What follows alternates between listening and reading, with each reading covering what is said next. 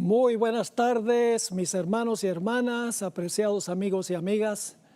Muchas gracias por conectarse con nosotros en esta tarde, donde vamos a estudiar un tema muy importante, un tema enfocado especialmente para los jóvenes, pero no exclusivamente para los jóvenes. Pero antes de comenzar el tema vanidad de vanidades, queremos pedir la presencia de Dios. Así que les invito con reverencia a meditar sobre esta oración. Nuestro Padre y nuestro Dios, nos acercamos a tu trono con confianza, porque venimos en el poderoso nombre de Cristo nuestro Salvador. Sabemos que cuando venimos con fe, tú escuchas nuestras oraciones y las santificas, las limpias, para que sean aceptables ante tus ojos. Pedimos tu presencia en este estudio. Abre mentes y corazones para entender y recibir lo que tienes para nosotros y luego capacítanos para obedecer lo que tú nos enseñas. Gracias por escuchar nuestra oración. Te lo imploramos en el nombre de Jesús. Amén. Esta tarde vamos a estudiar un tema basado en la vida del rey Salomón. Cuando examinamos la vida de este rey, nos damos cuenta que tenía 3 etapas. Y en nuestro estudio esta tarde vamos a estudiar esas 3 etapas de la vida de Salomón. La primera etapa es cuando era jovencito, cuando recientemente fue elegido rey. Una noche, Salomón se hallaba acostado y tuvo un sueño. Y en el sueño Dios le habló a Salomón y le hizo una oferta. Dice en Primera de Reyes, el capítulo 3 y el versículo 5, lo que Dios le dijo. Dice allí: y se le apareció Jehová a Salomón en Gabaón una noche en sueños. Y le dijo Dios: pide lo que quieras que yo te dé. En otras palabras, Salomón, pídeme lo que tú quieras, le dice Dios. Ahora, Salomón podría haber pedido muchas cosas, podría haber pedido dinero, fama, grandeza, entre otras cosas. Pero Salomón pidió algo muy sorpresivo. En los versículos 6 al 9 encontramos las siguientes palabras: ahora pues, Jehová Dios mío, tú me has puesto a mí tu siervo por rey, en lugar de David mi padre.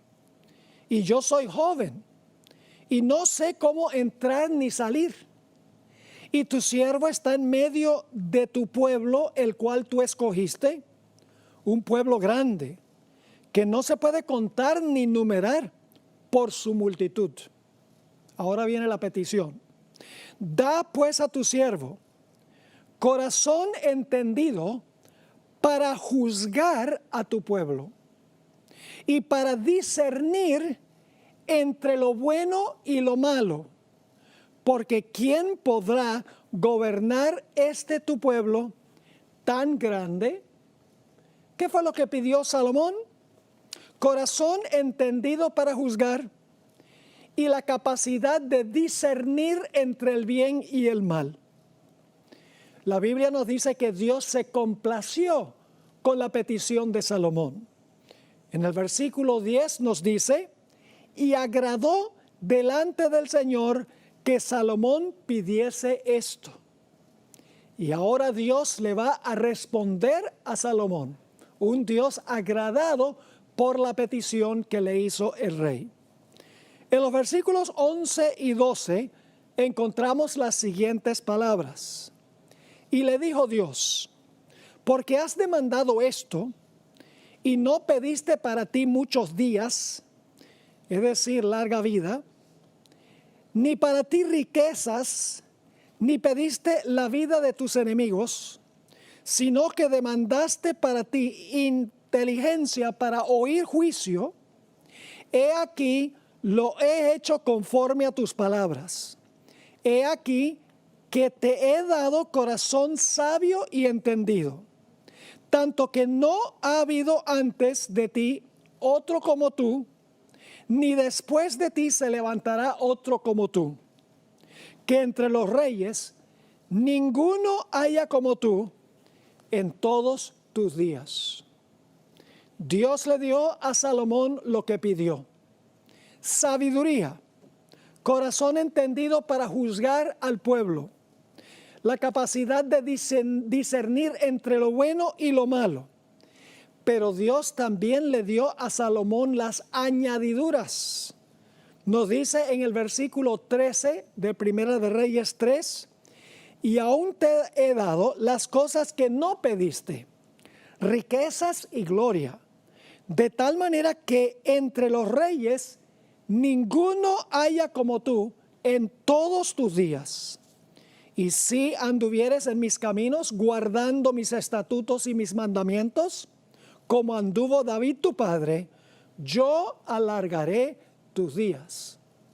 Me hace recordar un texto que todos conocemos muy bien, Mateo 6 y el versículo 33, a donde dice: mas buscad primeramente el reino de Dios y su justicia, y todas estas cosas os serán añadidas.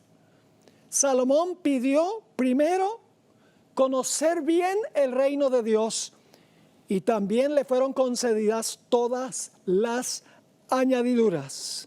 Como dice aquí, muchos días, riquezas, la vida de sus enemigos, inteligencia para oír juicio, etc.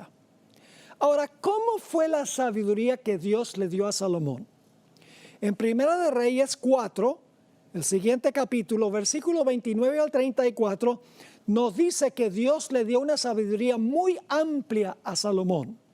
Dice así: y Dios dio a Salomón sabiduría y prudencia muy grandes, y anchura de corazón como la arena que está en la orilla del mar.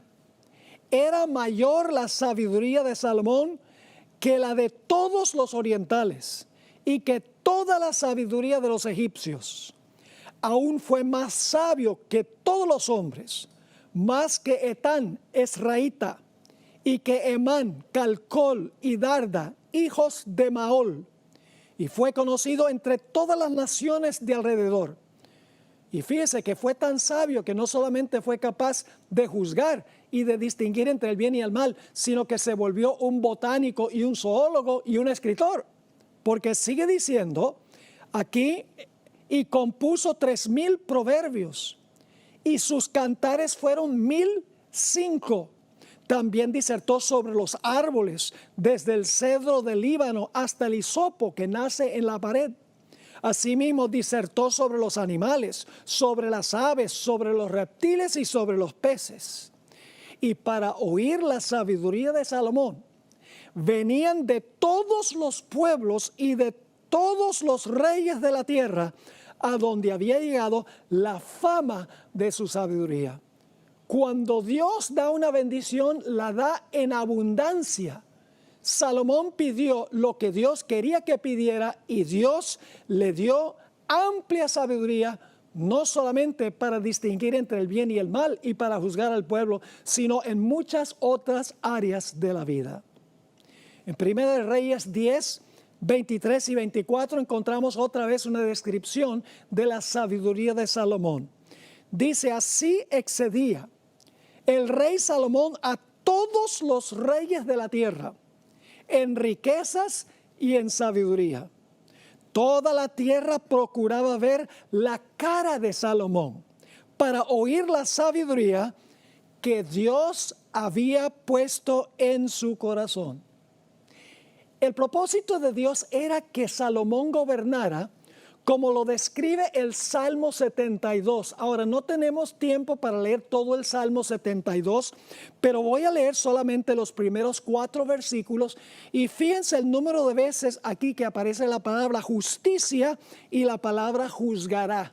Dios quería que Salomón fuese un rey justo, un rey que pudiera distinguir entre el bien y el mal, entre lo correcto y lo incorrecto, para juzgar al pueblo.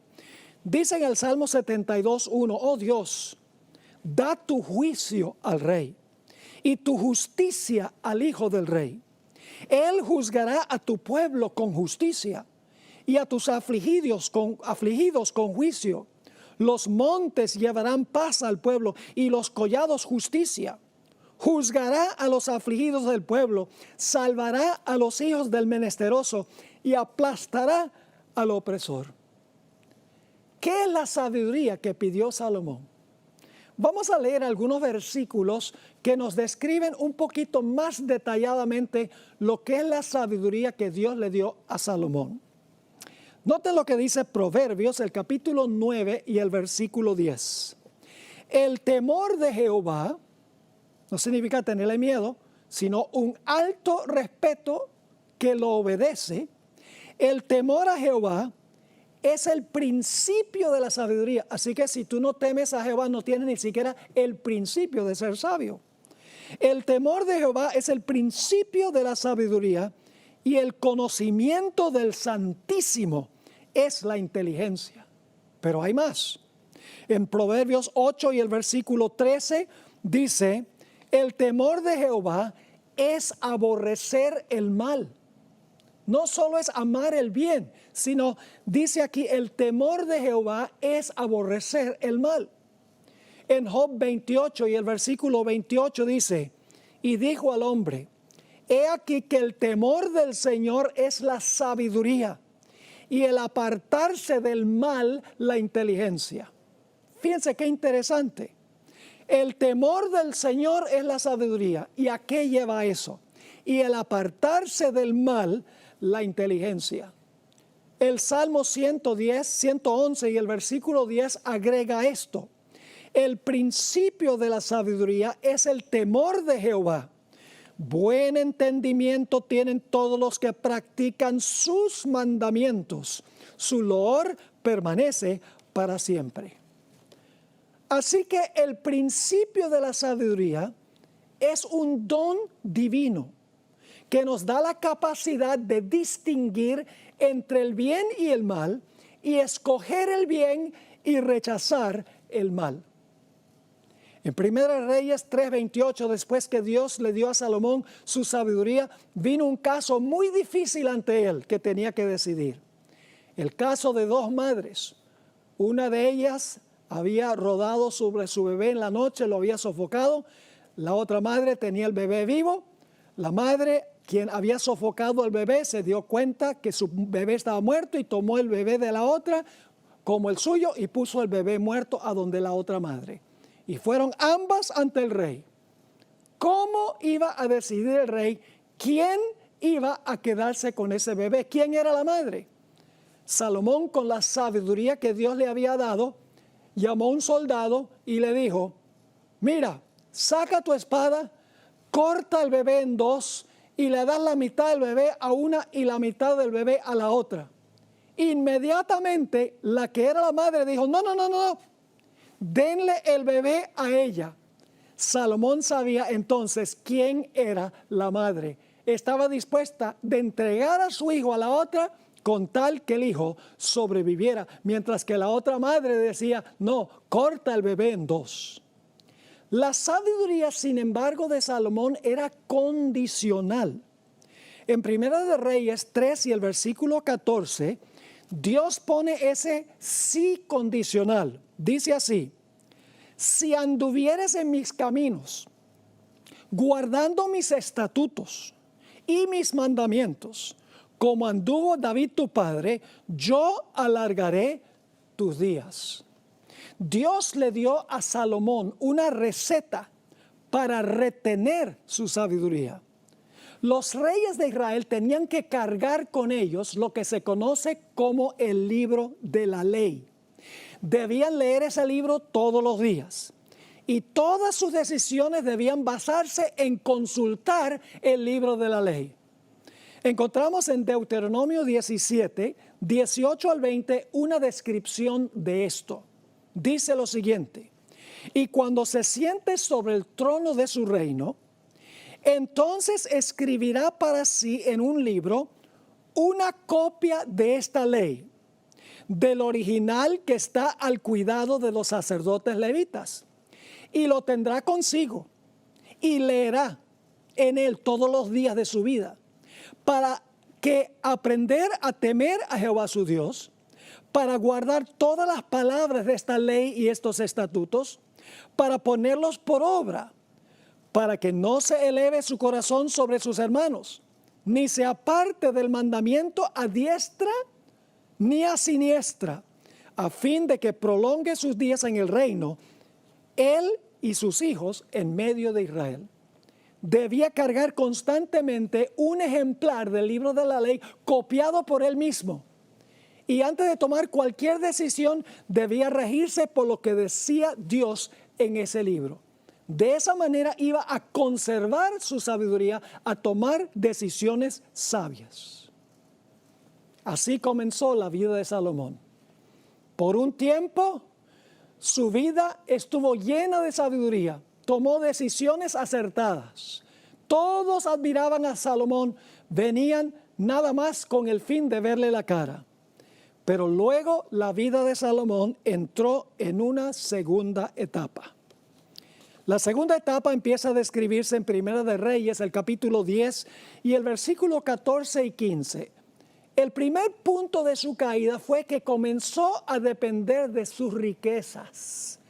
Dice allí en Primera de Reyes 10, 14 y 15, el peso del oro que Salomón tenía de renta cada año era 666 talentos de oro, una cantidad pero abrumadora, grandísima. Así que dice, el peso del oro que Salomón tenía de renta cada año era 666 talentos de oro, sin lo de los mercaderes y lo de la contratación de especias y lo de todos los reyes de Arabia y de los principales de la tierra. Riquísimo era Salomón. Pero Dios había instruido que la riqueza viene como resultado de la bendición de Dios. En Deuteronomio 8 y el versículo 18, Dios le dijo al pueblo de Israel, si no, acuérdate de Jehová tu Dios, porque Él te da el poder para hacer las riquezas, a fin de confirmar su pacto que juró a tus padres, como en este día. Así que Salomón, en primer lugar, comenzó a depender de su propia sabiduría para acumular posesiones y riquezas. Empezó a mirarse a sí mismo como la fuente de la prosperidad. Pero hubo otro asunto que hundió a Salomón en la segunda etapa de su vida. En Primera Reyes 11, 1 al 5 encontramos el otro factor. Dice allí, pero el rey Salomón amó, además de la hija de Faraón, a muchas mujeres extranjeras, a las de Moab, a las de Amón, a las de Edom, a las de Sidón y a las Eteas, gentes de las cuales Jehová había dicho a los hijos de Israel, no os llegaréis a ellas, ni tras sus dioses, ni ellas se llegarán a vosotros, porque ciertamente harán inclinar vuestros corazones tras sus dioses. A estas pues se juntó Salomón con amor y tuvo 700 mujeres reinas y 300 concubinas. Vaya, 1000 mujeres en su vida, hermanos y hermanas. Y sus mujeres desviaron su corazón. Y cuando Salomón era ya viejo, sus mujeres inclinaron su corazón tras dioses ajenos, y su corazón no era perfecto con Jehová su Dios, como el corazón de su padre David. Porque Salomón siguió a Astoret, diosa de los sidonios, y a Milcom, ídolo abominable de los amonitas. Elena White describió cómo estas alianzas hundieron a Salomón en la segunda etapa de su vida. Escribió en el libro Profetas y Reyes, página 38, las siguientes palabras. A medida que sus inclinaciones cobraban ascendiente sobre la razón, aumentaba su confianza propia y procuraba cumplir a su manera el propósito del Señor. razonaba que las alianzas políticas y comerciales con las naciones circundantes comunicarían a esas naciones un conocimiento del verdadero Dios, y contrajo alianzas profanas con una nación tras otra. Con frecuencia estas alianzas quedaban selladas por casamientos con princesas paganas. Los mandamientos de Jehová eran puestos a un lado a favor de las costumbres de aquellos otros pueblos. Salomón comenzó a depender de su propia sabiduría humana. Razonó que formando alianzas con las naciones circundantes, adoptando algunas de sus costumbres, podría influenciar a esas naciones para que aceptaran al Dios de Israel. Razonó que si se casaba con estas mujeres, que podía convertirlas al Señor. Algo que pasa frecuentemente entre los jóvenes hoy en día, que escogen unirse en yugo desigual con los incrédulos. La apostasía, mis hermanos y hermanas, nunca ocurre de la noche a la mañana. Siempre es un proceso lento, gradual, insidioso y casi imperceptible, a donde bajamos la guardia y olvidamos la verdadera fuente de la sabiduría y la prosperidad. Joe Cruz, en su libro Compromisos Sutiles, describe cómo es que sucede esto. Poco a poco nos vamos extraviando de nuestros principios y cuando nos damos cuenta estamos lejos del Señor. Salomón escribió en el libro Cantar de los Cantares, capítulo 2 y el versículo 15, en cuanto a zorras pequeñas que echan a perder las viñas. ¿Qué quiso decir Salomón cuando escribió las zorras pequeñas que echan a perder las viñas? Voy a leerles una cita del Espíritu Profecía. Se encuentra en el libro devocional En Lugares Celestiales, la lectura para el 7 de agosto. Dice la sierva del Señor explicando lo que significan las zorras pequeñas. Las zorras pequeñas son las que echan a perder las viñas. Las insignificantes negligencias, las pequeñas deficiencias, las ínfimas faltas de honradez, las pequeñas desviaciones de los principios, son las que enceguecen el alma y la separan de Dios. Elena White escribió en cuanto a la apostasía paulatina de Salomón. Encontramos la siguiente cita que está en Profetas y Reyes.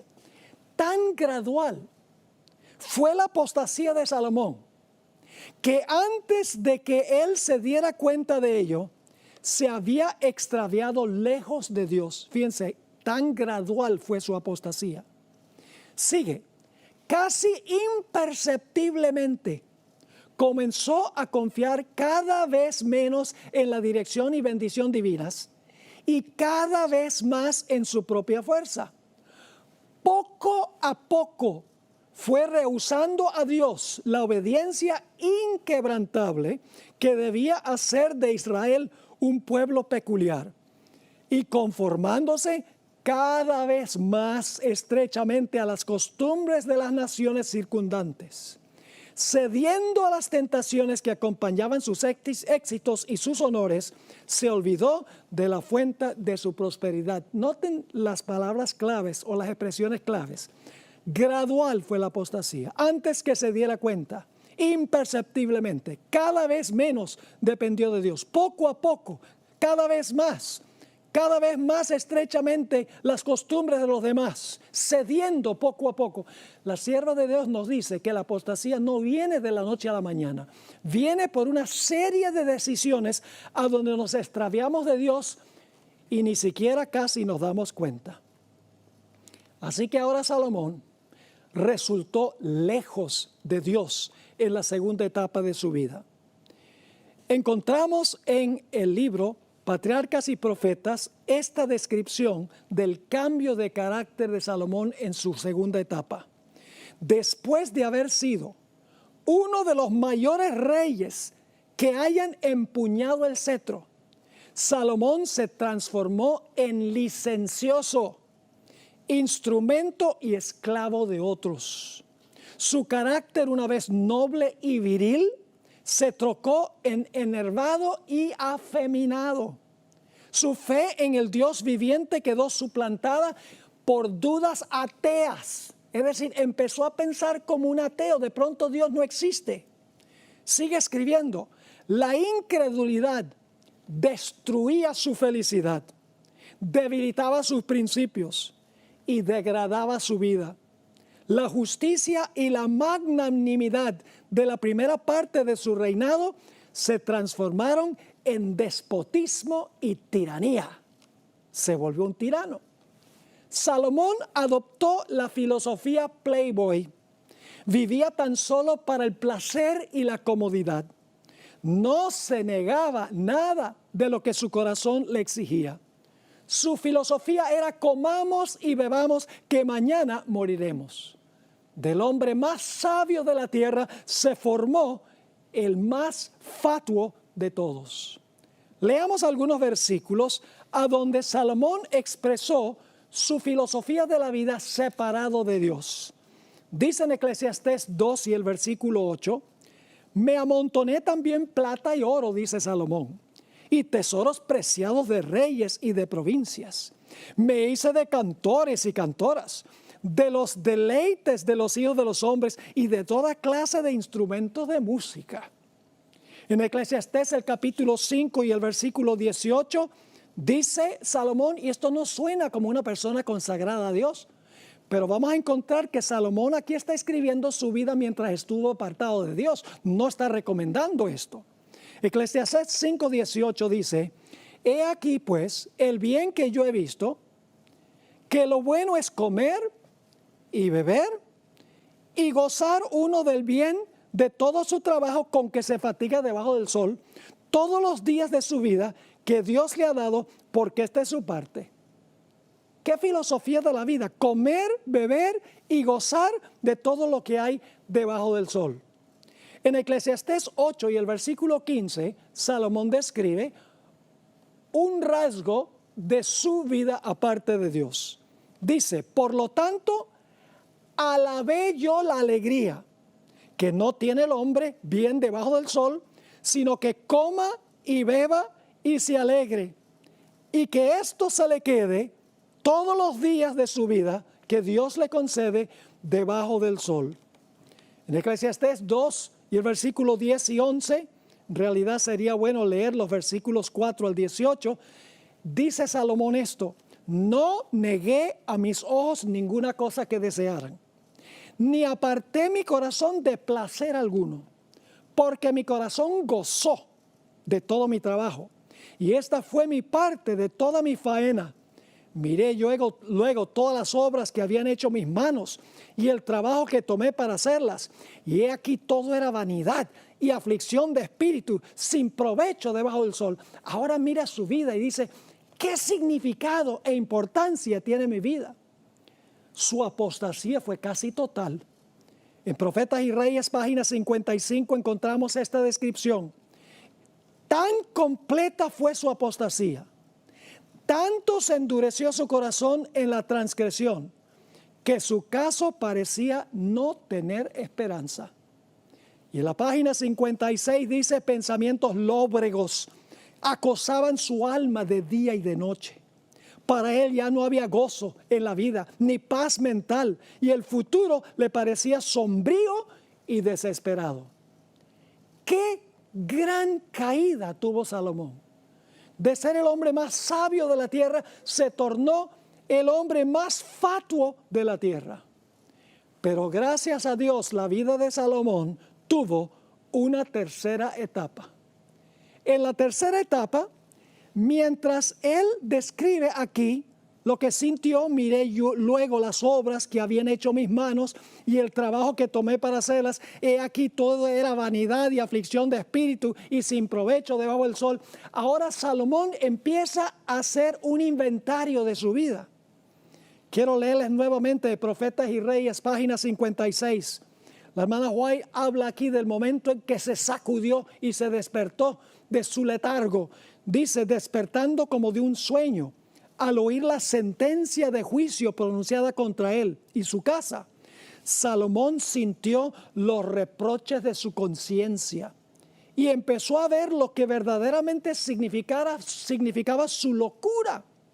Afligido en espíritu y teniendo la mente y el cuerpo debilitados, ya estaba viejo, el cuerpo y la mente estaban debilitados, se apartó, cansado y sediento de las cisternas rotas de la tierra, para beber nuevamente en la fuente de la vida. Al fin la disciplina del sufrimiento realizó su obra en su favor. Durante mucho tiempo le había acosado el temor de la ruina absoluta que experimentaría si no podía apartarse de su locura. Pero discernió finalmente un rayo de esperanza en el mensaje que se le había dado.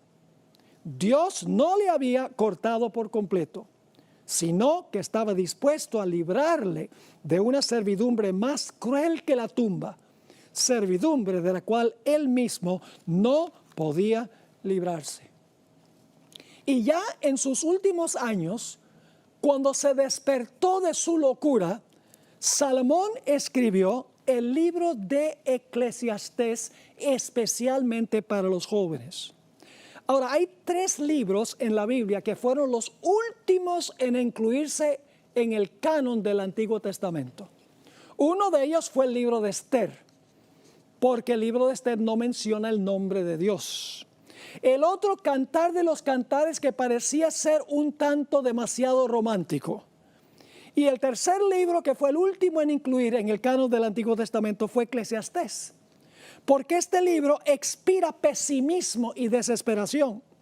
Parece decir que la vida es hueca, que la vida no tiene significado, que la vida es absurda. Una palabra clave en el libro es la palabra vanidad. La palabra evel en hebreo aparece 35 veces en este libro de Eclesiastés. Esta palabra significa un vapor. Se traduce como algo temporal, transitorio, vacío, ilusorio, sin sustancia.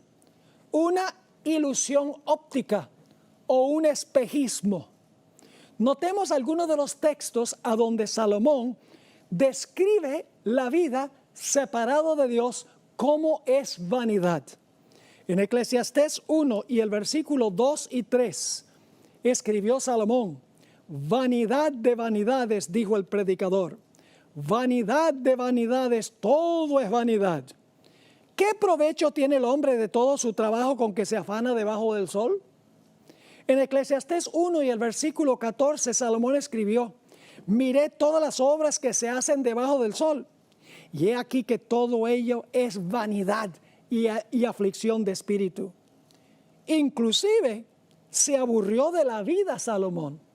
Dice en Eclesiastés 2:11: miré yo luego todas las obras que habían hecho mis manos y el trabajo que tomé para hacerlas, y he aquí todo era vanidad y aflicción de espíritu y sin provecho debajo del sol. Y luego en el versículo 17 dijo lo siguiente: aborrecí por tanto la vida, porque la obra que se hace debajo del sol me era fastidiosa, por cuanto todo es vanidad y aflicción de espíritu.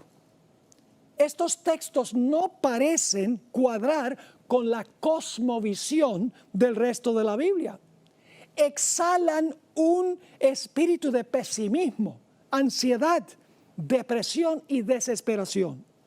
La vida carece de significado y es absurda, según escribe Salomón aquí. Este libro, por lo tanto, no parece pertenecer al canon bíblico. Pero necesitamos entender que Salomón escribió este libro al final de su vida, después que regresó a Dios y estaba mirando hacia atrás cómo había sido su vida sin Dios. En Eclesiastés 8 y el versículo 14 y 15, escribió Salomón: hay vanidad que se hace sobre la tierra, que hay justos a quienes sucede como si hicieran obras de impíos. Y hay impíos a quienes acontece que como si hicieran obras de justos. Digo que esto también es vanidad, Por tanto, alabé yo la alegría que no tiene el hombre bien debajo del sol, sino que coma y beba y se alegre, y que esto le quede de su trabajo todos los días de su vida, que Dios le concede debajo del sol. Así que al final de su vida, Salomón escribió el libro de Eclesiastés y muchos de los proverbios también. Estaba mirando hacia atrás a la segunda etapa de su vida. Se dio cuenta que su vida aparte de Dios había sido vacía, amarga y carente de significado. Al meditar sobre su vida de placeres, mujeres, sexo, fiestas, bailes, ostentación y mundanalidad, se dio cuenta que todo eso era vanidad, era un vapor, no tenía sustancia ni realidad. Si Salomón hubiese vivido hoy, tal vez hubiera ganado el premio Nobel de literatura por los libros de Proverbios y Eclesiastés, que yo podría llamar el manifiesto humanista, pero con un toque final donde el humanista regresa nuevamente a Dios. El libro de Eclesiastés termina triunfalmente.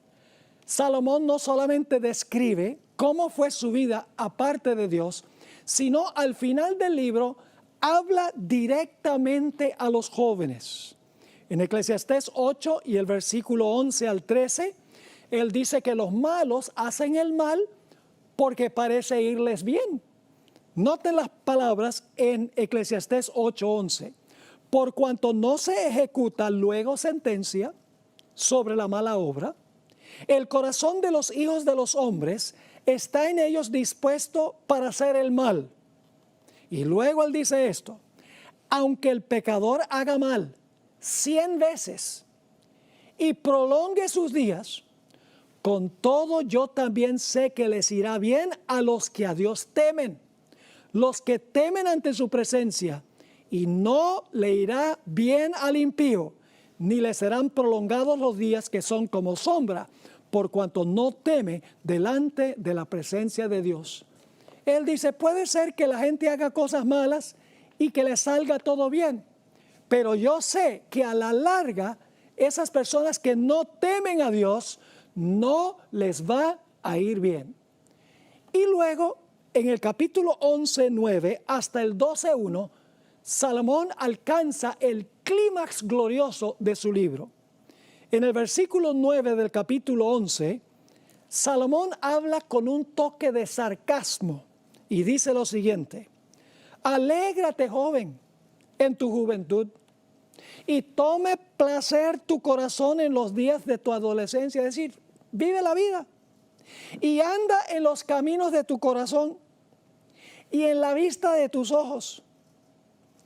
Ahora escuchen bien, pero sabe que sobre todas estas cosas te juzgará Dios. Es decir, Salomón dice, sí, disfruta la vida, no le hagas caso a lo que Dios dice, pero sepas claramente que sobre estas cosas te juzgará Dios. Y luego viene el consejo de Salomón para los jóvenes. Dice lo siguiente: quita pues de tu corazón el enojo y aparta de tu carne el mal, porque la adolescencia y la juventud son vanidad, es decir, hay peligro en eso. Y luego vienen esas famosas palabras: acuérdate de tu Creador en los días de tu juventud, antes que vengan los días malos y lleguen los años de los cuales digas, no tengo en ellos contentamiento. Jóvenes, Salomón está aquí hablando de su vida pasada. Dice, acuérdate de tu Creador cuando estás joven, antes que vengan los días malos de la vejez como los míos, cuando tú miras hacia atrás y dices, no tengo contentamiento en la vida que yo he vivido. Salomón no es un filósofo que habla desde una torre de marfil en el libro de Eclesiastés. La suya es la voz de la experiencia. Describe su propia vida alejado de Dios y aconseja a los jóvenes a no transitar por el mismo camino. Explica que una vida que se centra en el placer puede parecer deseable y divertida, pero al fin traerá en su estela la amargura, la ansiedad, una vida sin significado, por así decirlo, la mordedura de la serpiente. Salomón regresó a Dios solo después de haber despilfarrado los mejores años de su vida. Y luego Salomón alcanza el clímax de su libro. Los últimos 2 versículos, el capítulo 12 y los versículos 13 y 14. Ahora Salomón va a decir, yo les voy a decir cuál es el meollo de todo lo que yo tengo en este libro.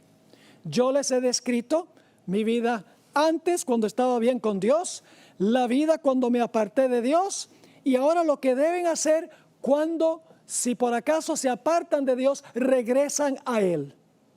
Y ahora Salomón va a decir, el tema central de todo lo que he dicho es esto. Versículo 13. El fin de todo el discurso es esto. Teme a Dios y guarda sus mandamientos, porque esto es el todo del hombre. Porque Dios traerá toda obra a juicio, juntamente con toda cosa encubierta, sea buena o sea mala. En el comentario bíblico adventista, tomo 3, página 1164, Elena White escribió en cuanto al libro de Eclesiastés las siguientes palabras. El libro de Eclesiastés fue escrito por Salomón en su vejez, después que había comprobado que todos los placeres que aporta el mundo no son sino vacíos e insatisfactorios. En este libro demuestra cuán imposible es que las vanidades del mundo satisfagan los anhelos del alma. Su conclusión es que la sabiduría consiste en disfrutar con gratitud los buenos dones de Dios y hacer el bien, pues todas nuestras obras serán traídas a juicio. En Profetas y Reyes, páginas 58 y 59, Elena White agrega, los últimos escritos de Salomón revelan que él fue comprendiendo cada vez mejor cuán mala había sido su conducta y dedicó atención especial a exhortar a la juventud acerca de la posibilidad de caer en los errores que le habían hecho malgastar inútilmente los dones más preciosos del cielo. Con pesar y vergüenza, confesó que en la flor de la vida, cuando debiera haber hallado en Dios consuelo, apoyo y vida, se apartó de la luz del cielo y de la sabiduría de Dios y reemplazó el culto de Jehová por la idolatría.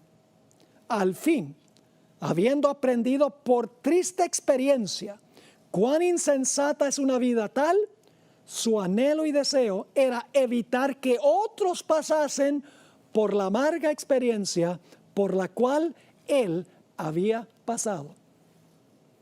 Así que de esta forma tenemos que leer el libro de Eclesiastés. El libro de Eclesiastés no está recomendando esa clase de vida que describe Salomón. Lo que Salomón está diciendo, yo miré la segunda etapa de mi vida, me di cuenta que era vacía, hueca, sin significado, sin importancia, de nada valió.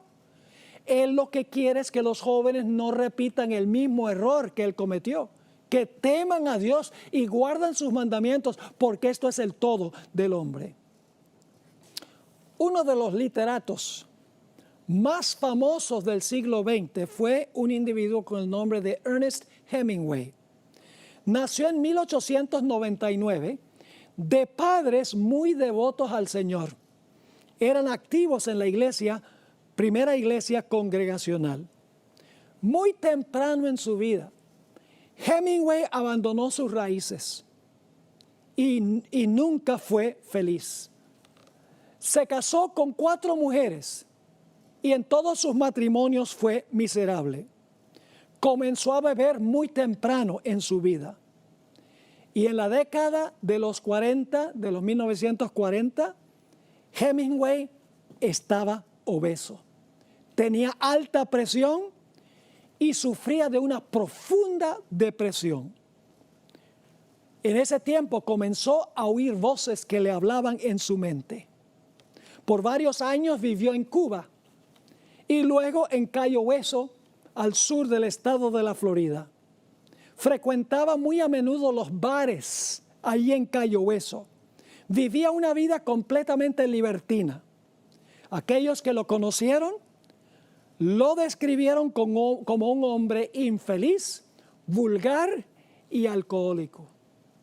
Hasta el final de su vida, escribió lo que se considera como su obra maestra. Al final de su vida, escribió lo que muchos eruditos piensan fue su obra maestra y le aportó el premio Nobel de Literatura en el año 1954. El nombre de esa obra era El viejo y el mar, una obra publicada en el año 1952. Para fines de la década de los 50, sufría una depresión tan profunda que se internó en la famosa Clínica Mayo, a donde pasó 2 meses recibiendo tratamiento de terapia de carga eléctrica. Pero al salir, su depresión se intensificó aún más.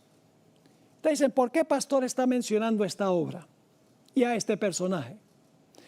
Porque yo creo que su obra, El viejo y el mar, es una autobiografía simbólica de la vida de Hemingway. Desde su juventud, aquí hay algo interesante. Hemingway estaba fascinado con el libro de Eclesiastés. Es más, en inglés escribió una obra que se titula The Sun Also Rises, el sol también se levanta. Él estaba fascinado con el libro de Eclesiastés. Muchos eruditos consideran que su obra, en español se llama Fiesta, pero en inglés se llama The Sun Also Rises, es su obra maestra. Ahora, ¿qué es la historia que se relata en el libro El viejo y el mar? Que creo yo es una biografía, una autobiografía simbólica de Hemingway. La historia del viejo y el mar describe a un viejo pescador cubano llamado Santiago, cuyo cuerpo está cicatrizado y redoblado por los muchos años que ha pasado pescando en el mar. Por 85 días, ya de viejo, no ha logrado pescar absolutamente nada, lo cual lleva a los pescadores jóvenes a burlarse de él y a decir, estás salado, estás demasiado viejo para pescar. Un día, el pescador solitario salió para pescar en su barco. De repente enganchó un gigantesco pez espada, cual no se había visto nunca en esas aguas. Ahora el viejo tenía que luchar contra el pez y luchar contra el mar.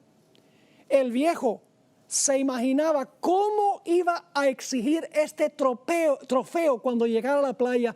Iba a decir, ve que mi vida sí tiene significado, no estoy salado. Por 3 días, el viejo luchó contra el mar y el pez. Se cortó las manos con el sedal. El sol inmisericordia le tostó la piel. Llegó a sudar profusamente en el clima húmedo. Sus músculos, generalmente firmes y fuertes, le empezaron a doler mientras continuaba la batalla contra el mar y el pez. Finalmente terminó la batalla. El viejo venció al pez y al mar. El pez espada era tan grande que no podía meterlo en el barco. Así que el viejo lo amarró al lado del barco. Entonces atacaron los tiburones, olfateando la sangre del pez. Empezaron a comérselo. El viejo desesperado sacó un arpón y empezó a arponear a los tiburones y logró matar a uno de ellos. Por un tiempo se fueron, pero en el proceso de arponear a uno perdió el arpón. Los tiburones luego regresaron, esta vez con más compañeros. El viejo amarró su cuchillo a uno de los remos y lo usó como un arpón y logró matar a 5 tiburones, pero los tiburones siguieron viniendo. Con un frenesí indescriptible, el viejo usó un palo para apalear a los tiburones y esta vez los tiburones no se fueron. Terminaron su banquete. Cuando anochece, Lo que queda del pez es el esqueleto. Al viejo, que hace poco había proclamado su victoria sobre el pez y sobre el mar, no le quedaba para mostrarlo sino un esqueleto. El que había pensado que su carrera había terminado con éxito, terminó con una amarga derrota. Cuando el viejo llegó a la playa no le quedaba nada. Toda su lucha, las manos ensangrentadas, los músculos dolientes, la energía desgastada, la piel tostada, no valían de nada. La lucha había terminado con desesperación, un vacío, un absurdo. Todo lo que quedaba era tragedia y pérdida. Yo creo que ustedes pueden captar en qué sentido es que esta historia es una biografía de la vida de Hemingway, cuando se apartó de la fe de sus padres y se volvió lo que yo describí. Lamentablemente Hemingway no fue como Salomón. No regresó a Dios al final de su vida. Miró su vida, no había razón para vivir. Miró su vida, era absurda, sin significado. Y así fue que Hemingway vivió su propia novela. El 2 de julio de 1961, Hemingway sacó su arma de fuego favorito, lo apuntó a su cabeza y aló el gatillo. Su vida terminó con un vacío. Jóvenes, una vida aparte de Dios puede parecer placentera y deseable por un tiempo, pero al fin llevará a la ruina, a la pérdida de la vida eterna. ¿Qué aprovechará el hombre, dijo Jesús, si el hombre ganare todo el mundo y perdiere su alma? Me hace recordar la historia del hijo pródigo, que es una historia parecida a la de Salomón. Tenía un buen hogar, un hogar donde había reglamentos, sí, tenía que vivir de acuerdo a los reglamentos del padre, pero el padre lo amaba y el joven tenía todo lo que podría desear un joven. Pero el joven un día dijo: yo estoy aburrido de todos los reglamentos y las leyes de esta casa y yo quiero mi parte de la herencia y yo quiero conocer el mundo. Yo quiero salir allá y quiero vivir, quiero saber qué tiene para ofrecer el mundo, porque aquí en la casa yo no sé qué es lo que está pasando allá afuera. Quiero ser libre, dijo él. Así que en sus años de juventud, a pesar de que su padre trató de desanimarlo, el joven salió y se fue al mundo, por así decirlo. Todos conocemos la historia. El joven por un tiempo gozó. Mientras había dinero, había amigos por montones. No solo amigos por montones, sino placeres. Inclusive su hermano lo acusó de acostarse con las rameras. Es decir, como Salomón, entre comillas, disfrutó la vida, disfrutó el mundo. Dijo: yo no tenía nada de esto que era maravilloso en la casa de mi padre. Y ustedes conocen el resto de la historia. Se acabó el dinero. Y también se acabaron los amigos, porque cuando el dinero se va, los amigos se van también. Y ahora el joven empezó a padecer necesidad. Termina trabajando entre los puercos y compitiendo por la comida de los puercos. Y finalmente, él se pone a pensar y dice: ¿qué desperdicio de vida fue este? Mi padre era maravilloso, los reglamentos de la casa no eran tan malos.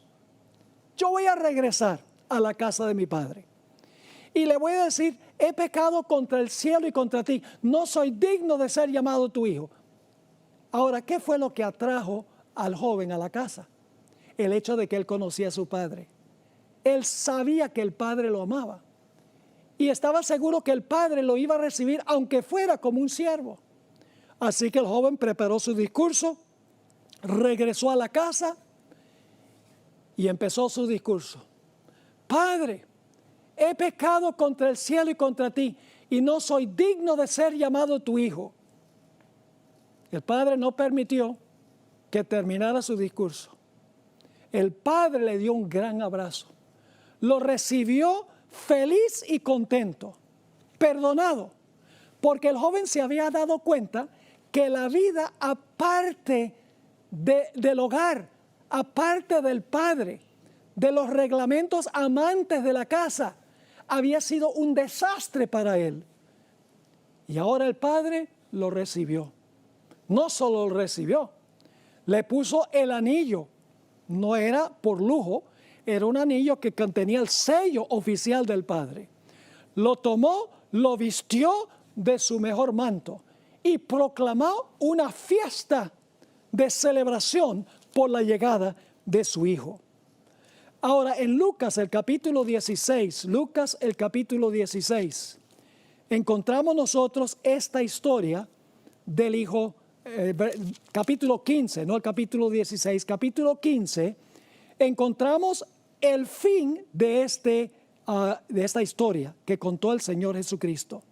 Dice en el versículo 23, y traed el becerro gordo y matadlo, y comamos y hagamos fiesta, porque mi hijo muerto era y ha revivido. Se había perdido y es hallado. Y comenzaron a regocijarse. ¿Cómo habrá sido esa fiesta? Una vida parecida a la vida de Salomón. Primera etapa, en casa, con el padre, viviendo de acuerdo a los reglamentos del hogar. Reglamentos razonables para garantizar la seguridad. Segunda etapa, alejado del padre, libre entre comillas, viviendo la vida, disfrutando de los placeres del mundo. Una tercera etapa, cuando vino en sí y se dio cuenta que esa vida que había llevado no valía absolutamente nada y regresó a su padre, se arrepintió y fue reintegrado a la familia. Igual que la vida de Salomón. Ahora, puede haber un joven o una señorita que ha escuchado este tema que se ha ido de casa. Quiero animarte que regreses otra vez a las raíces, a los fundamentos, a la sabiduría, al temor de Jehová. Y los jóvenes que todavía están en su hogar, que posiblemente piensan que los reglamentos son muy estrictos, jóvenes, quédense en su hogar, escuchen a sus padres. Recuerden que el temor de Jehová es el principio de la sabiduría. El temor de Jehová es rechazar el mal y escoger el bien. Ojalá que esa sea tu decisión en este día.